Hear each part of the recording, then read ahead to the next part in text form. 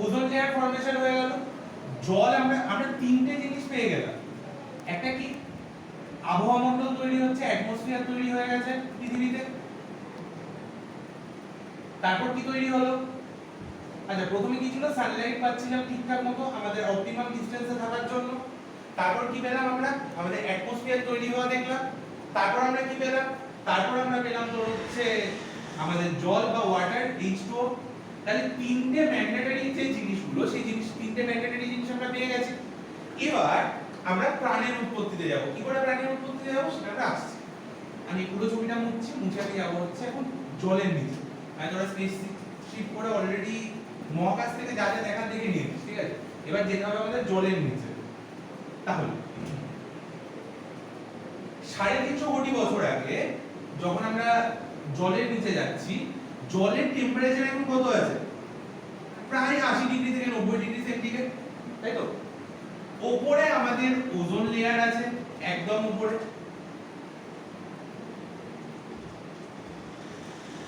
তারপর আমাদের অ্যাটমসফিয়ার আছে, যেখানে আমরা ক্লাউড ফর্মেশন দেখতে পাচ্ছি, ঠিক আছে? এখানে আমরা মেঘ দেখতে পাচ্ছি। আর তারপর কি হচ্ছে? এবার মেঘের সাথে যখন বৃষ্টিটা পড়ছে, আমি কি বলেছিলাম যে এখানে ধর হচ্ছে মাটি আছে, ঠিক আছে? মানে আমাদের ব্যাসল্ট শিলাগুলো আছে। এবার যে ব্যাসল্ট শিলাগুলো আছে সেগুলোতে যখন জল পড়বে, তোরা দেখেছিস হয়তো যে বাইরে যে জায়গাটায় কনস্ট্যান্ট জল পড়ে সেই জায়গাটা ধীরে ধীরে ক্ষয়ে যায়, তাই না? তো পৃথিবীতে ওই সেম জিনিসটা হতে আরম্ভ করলো।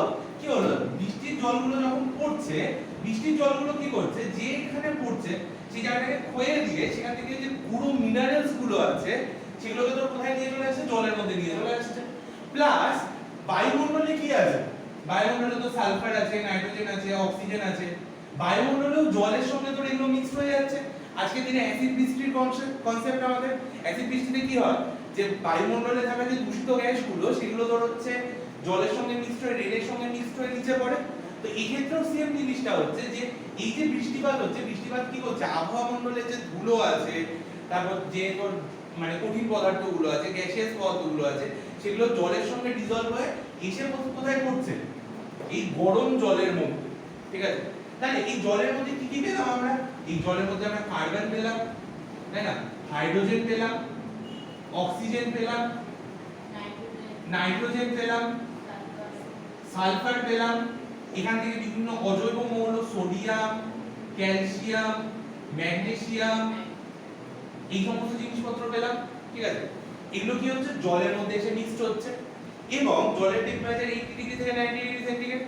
এই অবস্থায় এই যে জলটা, এটাকে আমরা বলছি হচ্ছে হট ডাইলুট স্যুপ। মানে আমরা বলছি না, কে বলছে? বলছে হচ্ছে ওপারিন। হ্যাঁ, ওপারিন বলছে যে এই যে প্রিমিটিভ কন্ডিশনটা আছে, এই প্রিমিটিভ কন্ডিশনে যে তোর হচ্ছে সমুদ্রটা তৈরি হচ্ছে এবং সমুদ্রের জলের মধ্যে এই যে বিভিন্ন জৈব অজৈব পদার্থ মিক্স হওয়া একটা কন্টেন্ট, সেটাকে আমরা কি বলছি? হট ডাইলুট স্যুপ, ঠিক আছে? এবার কি হচ্ছে? এবার এই যে কার্বন আর হাইড্রোজেন আছে, এরা নিজেদের মধ্যে তোর হচ্ছে রিঅ্যাকশন করছে। রিঅ্যাকশন করে প্রথম জৈব যৌগ তৈরি করছে, যার নাম হচ্ছে CH4 বা মিথেন, ঠিক আছে? সেম ভাবে নাইট্রোজেন আর হাইড্রোজেনও করছে, করে কি তৈরি করছে? NH3, ঠিক আছে? এবার দেখ কার্বনের এই যে মিথেনের স্ট্রাকচারটা, মিথেনের স্ট্রাকচারে একটা কার্বনের জায়গায় দুটো কার্বন নিয়ে নে আর হাইড্রোজেনটাকে সেম রেখে দে। তাহলে এটা কি হয়ে গেল? HCCH C2H4, এটা কি? ইথেন, তাই না? এর সঙ্গে তুই একটু CH3 এর সঙ্গে একটা কার্বক্সিলিক গ্রুপ যোগ করে দে, কি হয়ে গেল? এটা অ্যাসিটিক অ্যাসিড, ঠিক আছে? এই অ্যাসিটিক অ্যাসিডের সঙ্গে তুই একটা NH2 গ্রুপ অ্যাড করে দে, কি হয়ে যাচ্ছে? এটা অ্যামিন, ঠিক আছে? এইভাবে তোর তুই CH4 কে আরেকটু চেঞ্জ কর, C6H12 অক্সিজেন অ্যাড কর, কি পাচ্ছি আমরা? গ্লুকোজ, ঠিক আছে? এইভাবে কি হচ্ছে? গ্লুকোজ তৈরি হচ্ছে। গ্লুকোজের আগে আরো জিনিস তৈরি হয়, অ্যাসিটিক অ্যাসিড তৈরি হয়, যেটা আমি তোদেরকে দেখালাম, C2H2। অ্যাসিটিক অ্যাসিড তৈরি হচ্ছে, গ্লুকোজ তৈরি হচ্ছে, প্রোটিন তৈরি হচ্ছে, আরএনএ তৈরি হচ্ছে, ডিএনএ তৈরি হচ্ছে। প্রথমে আরএনএ তৈরি হয়, তারপর আরএনএ থেকে ধীরে ধীরে ডিএনএ তৈরি হচ্ছে। এরও আগে পিউরিন পিরিমিডিন বেসগুলো তৈরি হচ্ছে, মানে অ্যাডিনিন, গুয়ানিন, থাইমিন, এই জিনিসগুলো। তাহলে প্রথম যে একটা জিনিস দেখ, এই যে এগুলো কি জীবিত বস্তু ছিল? জৈব যৌগ কি ছিল? ছিল না, অজৈব যৌগ ছিল। এবং অজৈব যৌগ থেকে আমরা কি পাচ্ছি? বিভিন্ন জৈব যৌগগুলো পাচ্ছি, তাই তো? এবার কি হচ্ছে, এই যে অজৈব যৌগগুলো আছে, এরা কি করছে? এরা আবার নিজেদের মধ্যে বন্ড তৈরি করছে। বন্ড তৈরি করার পর এরা কি তৈরি করছে? এরা একটা প্রিমিটিভ স্ট্রাকচার তৈরি করছে, যেটাকে আমরা বললাম হচ্ছে কোয়াসার্ভেট। এটাও কাট দেওয়া, এটাও ওপারিনেরই দেওয়া। ওপারিন হ্যালডেনের তত্ত্বতেই প্রথম যে মডেলটা পাই আমরা, সেটা কোয়াসার্ভেট। কোয়াসার্ভেট কি? কোয়াসার্ভেট হচ্ছে প্রোটিন, লিপিড, ডিএনএ, আরএনএ বা নিউক্লিক অ্যাসিড সহ একটা মিক্সচার, ঠিক আছে, যেটা মানে একটা পাতলা পর্দা দ্বারা আচ্ছাদিত। এই কোয়াসার্ভেট থেকেই সময়ে সময়ে একটু বিবর্তিত হয়ে এরা কি তৈরি করছে? মাইক্রোস্ফিয়ার।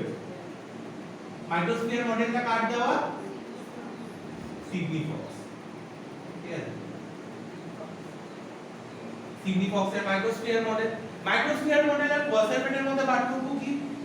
কোয়াসার্ভেটে আমরা প্রপার সেল মেমব্রেন বা স্ট্রাকচার দেখতে পাচ্ছিলাম না, মেমব্রেনের স্ট্রাকচার দেখতে পাচ্ছিলাম না, কিন্তু মাইক্রোস্ফিয়ারে আমরা প্রপার মেমব্রেনের স্ট্রাকচার দেখতে পাচ্ছি।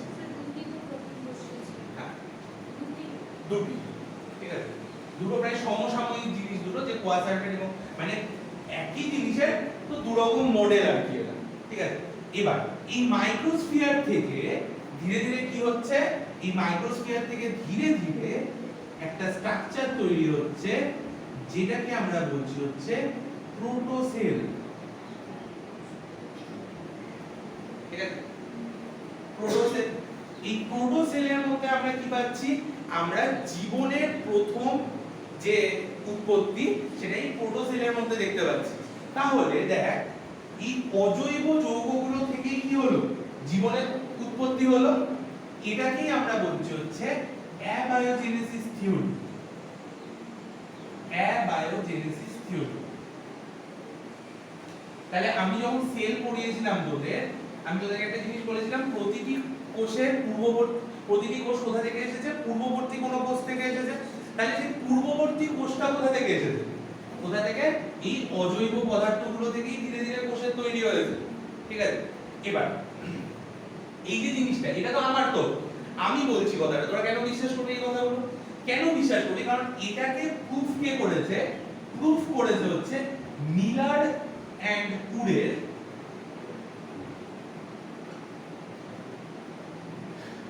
যে পরীক্ষাটা তোদের বইয়ে আছে, দেখবি মিলার উডের পরীক্ষা। সেই মিলার আর উডের এক্সপেরিমেন্টের থ্রু এই পুরো জিনিসটাকে প্রুফ করা হয়েছে। কি করে প্রুফ করা হয়েছে? মিলার আর উডে তাদের নিজেদের ল্যাবে একটা তোর হচ্ছে স্ট্রাকচার তৈরি করেছে, একটা আলাদা করে একটা জিনিস তৈরি করেছে, যে জিনিসটাতে ওরা কি করেছে? একটা প্রিমিটিভ কন্ডিশন তৈরি করেছে। ওরা দুটো টাংস্টেনের ইলেকট্রোড দিয়ে ওরা কি করেছে? স্পার্কলিং এর তৈরি করেছে, এবং নিচে তোর হচ্ছে টেম্পারেচার দিয়ে গরম জল তৈরি করেছে, এবং তার মধ্যে কি করেছে? কিছু অজৈব যৌগকে ফেলে দিয়েছে, ঠিক আছে? এবং অজৈব যৌগকে ফেলে দেওয়ার পর ওরা কি হচ্ছে? ওরা দেখতে পাচ্ছে এখান থেকে এই যে জিনিসগুলো, অ্যাসিটিক অ্যাসিড, অ্যাডিনিন, গুয়ানিন, ঠিক আছে, বিভিন্ন তোর পিউরিন পিরিমিডিন বেস, এগুলো ধীরে ধীরে তৈরি হচ্ছে, ঠিক আছে? সেখান থেকে আমরা বলতে পারি তাহলে এই যে অজৈব যৌগগুলো কোথা থেকে আসছে? বিভিন্ন রাসায়নিক বিক্রিয়ার মাধ্যমে এসেছে। এই জিনিসটাকে আমরা আরো একটা নাম দিই, এটাকে আমরা বলি হচ্ছে কেমিক্যাল ইভলিউশন থিওরি বা রাসায়নিক বিবর্তনবাদ। বাংলাটা আমরা এটাকে বলছি হচ্ছে রাসায়নিক বিবর্তনবাদ। তত্ত্বটা দেওয়া মনে রাখবি, রাসায়নিক বিবর্তনবাদের তত্ত্ব বা কেমিক্যাল ইভলিউশন থিওরি তত্ত্ব কে দিয়েছেন? ওপারিনো হ্যালডেন, ঠিক আছে? তত্ত্বটাকে প্রুফ কে করেছে? মিলার এবং উডে, ঠিক আছে? তাহলে বোঝা গেল কি করে তোর প্রোটোসেলটা তৈরি হলো। নেক্সট, এই প্রোটোসেল থেকে আমরা ধীরে ধীরে দেখতে পাচ্ছি হচ্ছে ব্যাকটেরিয়া।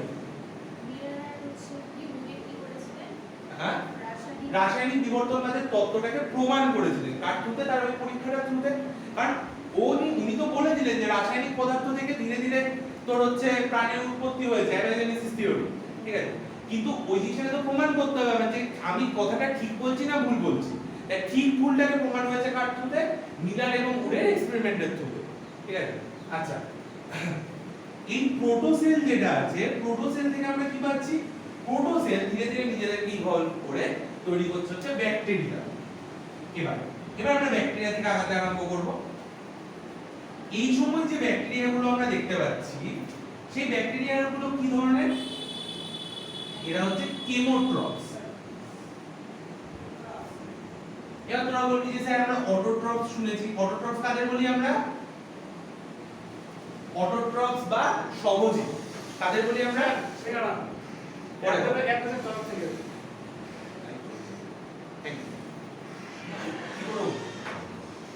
আচ্ছা, এদেরকে আমরা কি বলছি? এদেরকে আমরা বলছি হচ্ছে কেমোট্রপস। কেন কেমোট্রপস বলছি আমরা এদেরকে? কেমোট্রপস বলার কারণটা হচ্ছে এরা কি করত? এরা রাসায়নিক যে বিক্রিয়াগুলো হতো সমুদ্রের জলের মধ্যে, সেখান থেকে শক্তি সংগ্রহ করত, ঠিক আছে?